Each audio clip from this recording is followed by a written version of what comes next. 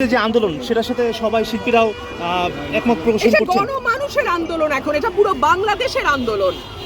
যে কোনো মানে ধর্ম, পেশা, লিঙ্গ, বর্ণ নির্বিশেষে সকলের আন্দোলন ভাই।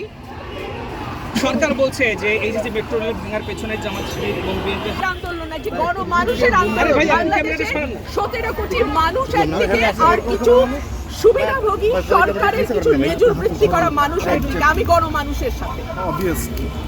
এখন সরকার বলছে যে এই ছাত্রদের কাঁধে ভর করে বিএনপি ঘরে আন্দোলনের ফল তুলছে। বাংলাদেশের মানুষ আজকে একদিকে, কোন দল, কোন গোষ্ঠী, কোন ব্যক্তি না। আমি বারবার বলছি বাংলাদেশের 17 কোটি মানুষ। জামাত শিবিরকে নিষিদ্ধ করা, এটা আপনি কিসের সংকেত মনে করছেন? এটা রাজনৈতিক একটা কৌশল, এবং এই কৌশলটা আওয়ামী লীগ সবসময় খেলছে, কোনো না কোনো রাজনীতি করছে। এত বছর ধরে তারা জামাতকে নিষিদ্ধ করেনি, এই প্রশ্ন তো সুশীল সমাজ তুলেছে যে কেন করা হচ্ছে না। তখন তারা বলে যে এটা আদালতের বিষয়। আদালতের বিষয় যদি হয় তাহলে এই কোটা সংস্কার আন্দোলনের মধ্যে আদালত তো কিছু বলেনি, কেন নির্বাহী আদেশে তারা নিষিদ্ধ করলো? এক।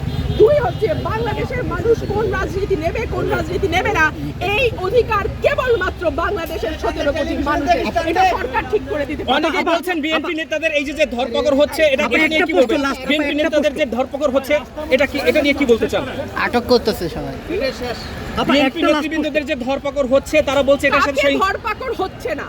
বিএনপি নেতাদের ধরপাকড় হচ্ছে, আমাদের বাচ্চাদের ধরপাকড় করছে, আমাদের নিরীহ জনগণকে ধরপাকড় করছে। ধরপাকড় করছে না, গণগ্রেফতার করছে, সাধারণ মানুষকে গ্রেফতার করছে। কাকে করছে? আচ্ছা, এই যে